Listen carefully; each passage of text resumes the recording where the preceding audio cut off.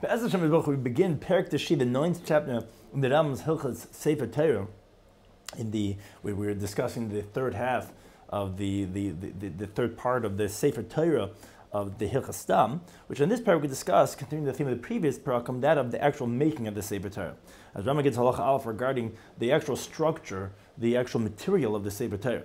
So, ain't nice in Sefer Torah. One does not make the Sefer Torah lo arka yisra ala kefay. One should not have its length more than its circumference, which we'll explain in a moment. Not to have the circumference more than the length. So first, Bekamo Arka, how much is the length?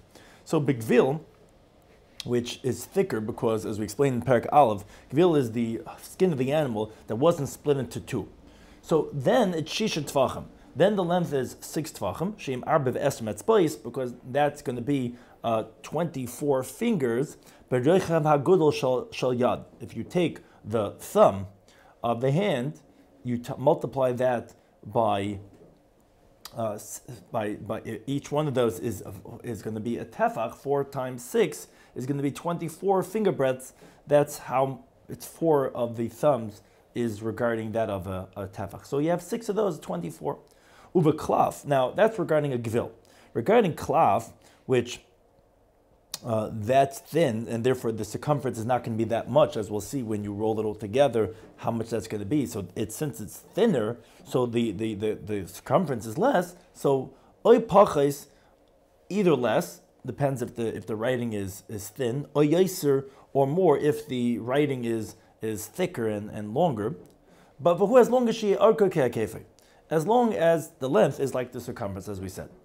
So too if you make it on Gvil, Pachas Meshish Tvachim, less than 6 Tvachim, but a Mir Seksav. But if you minimize the writing, I mean you write the letters very small and very thin, so then it comes out that the circumference is not going to be for a 6 Tvachim, or yes, al Shisha, or more than 6, and you just widen the writing. Then you'll have the length like the circumference. That's going to be according to the mitzvah. As long as it comes out in the sum total, you just have to keep that in the calculation. We're going to difference between Gvil and Klaf, because by Gvil you're going to have a bigger circumference, so you want to calculate that in, that you have that larger amount to get the length like the circumference. Halacha beis. Now Shir HaGiloyon, what also has to be calculated is the part that has no writing, that surrounds the writing itself, the margin. Milmata, on the bottom you have arba etzbos, 4 finger breadths.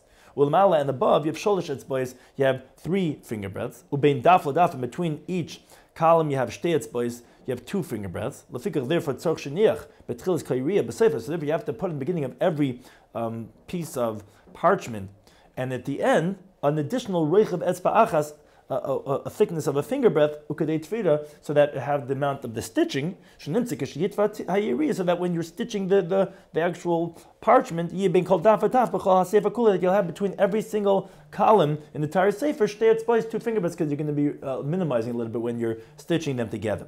Now, in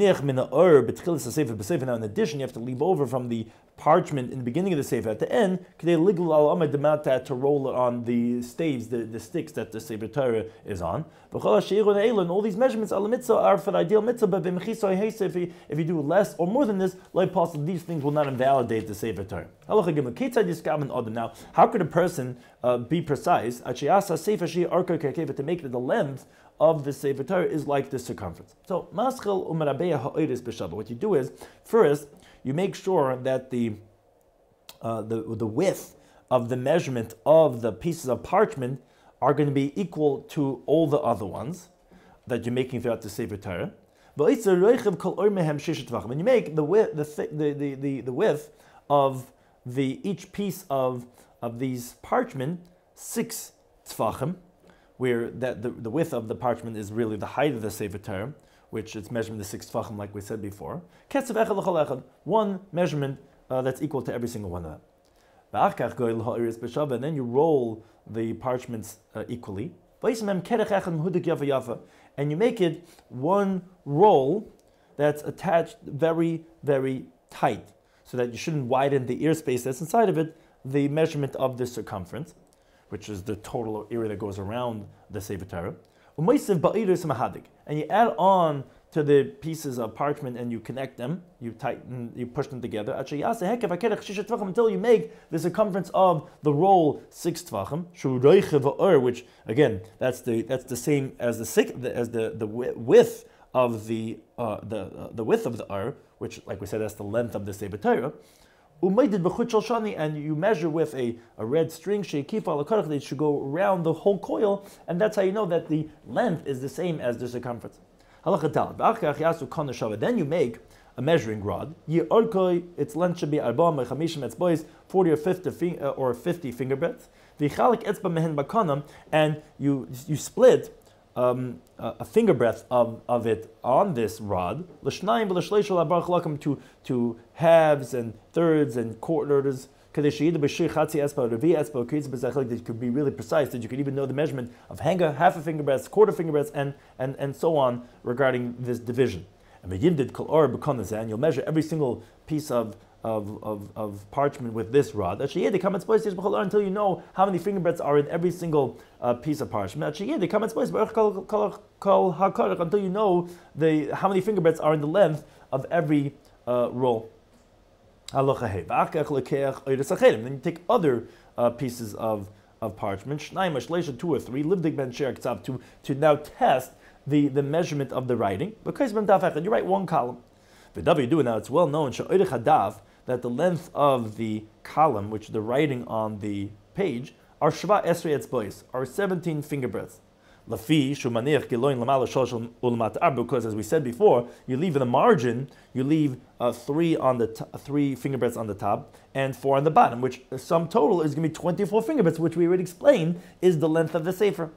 But the width of the column, that goes according to how the writing is. It depends how thin or how thick is the writing, because we said every line should have in its length 30 letters.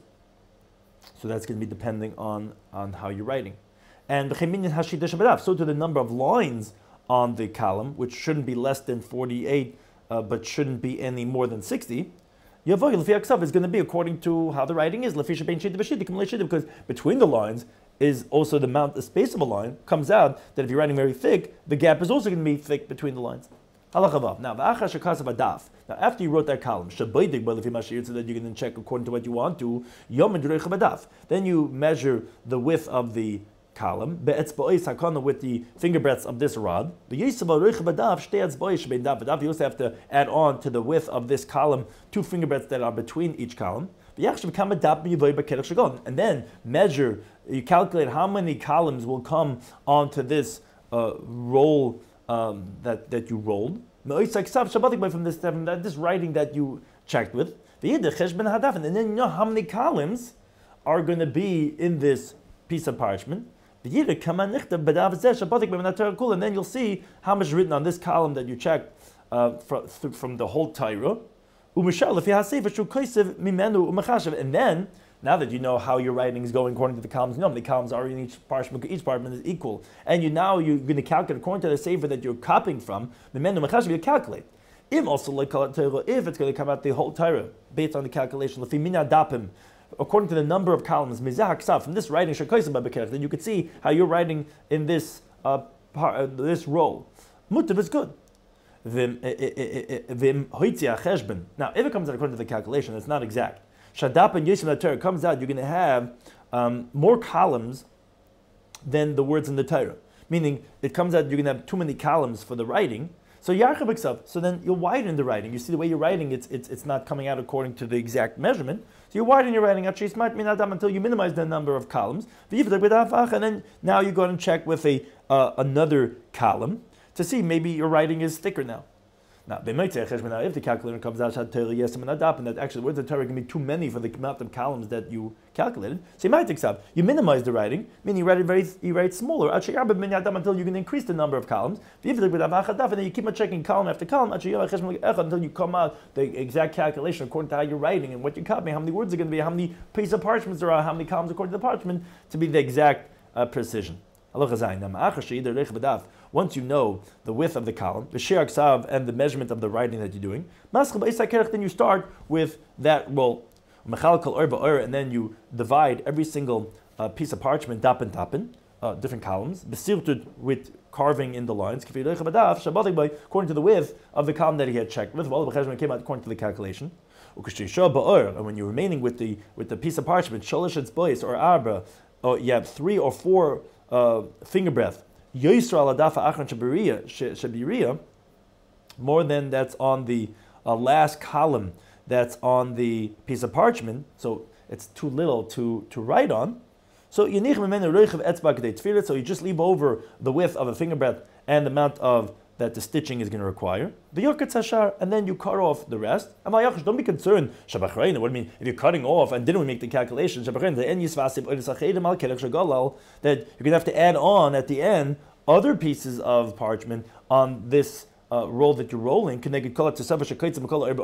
according to the excesses of how much you're cutting off every single piece of parchment. No, that's not a problem. You don't have to calculate this because the writing is calculated according to the length of the number of columns. And if you finish your number of columns, you don't have to be worried about extra parchment that you're cutting off. So if someone wants to make the width of the Sefer, which really the length of the Sefer, which the width of the piece of parchment, more than 6 tvachim, or less than 6, it's according to this that he calculates. And again, you have to make sure that the length is like the circumference, not less, not more.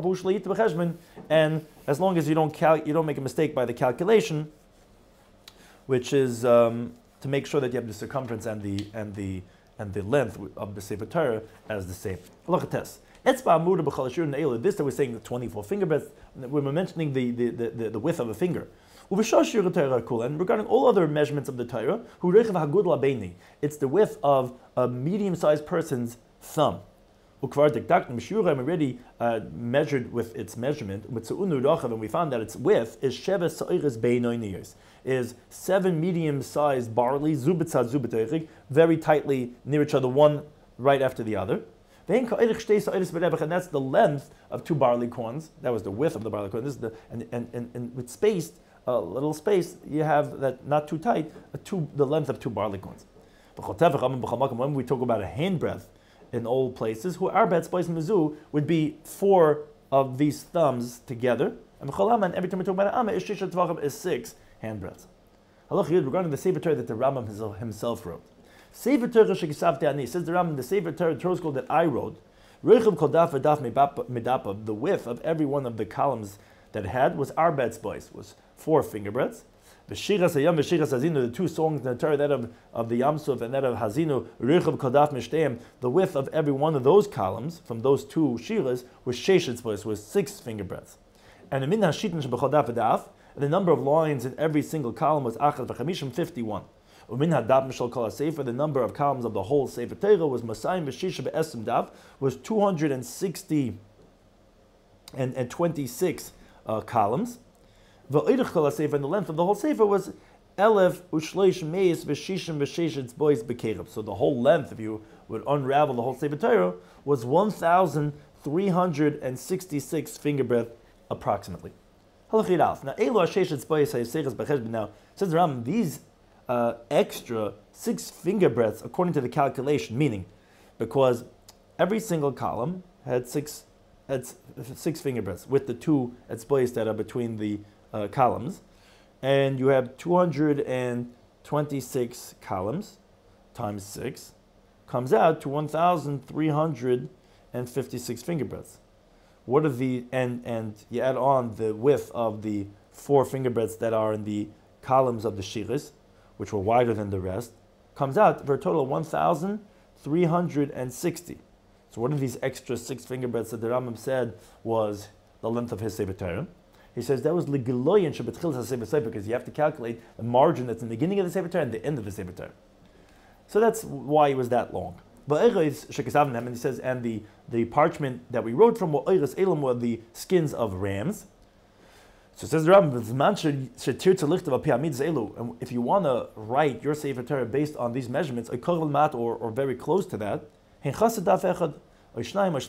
whether you're missing a column or 2 or 3, or an extra column or 2 or 3, then you don't have to touch it, you don't have to calculate it. You're going to have, as we mentioned, the length as the circumference. Halacha Beis regarding the stitching of the parchments. You don't make in one piece of parchment less than 3 columns. Not more than 8 columns.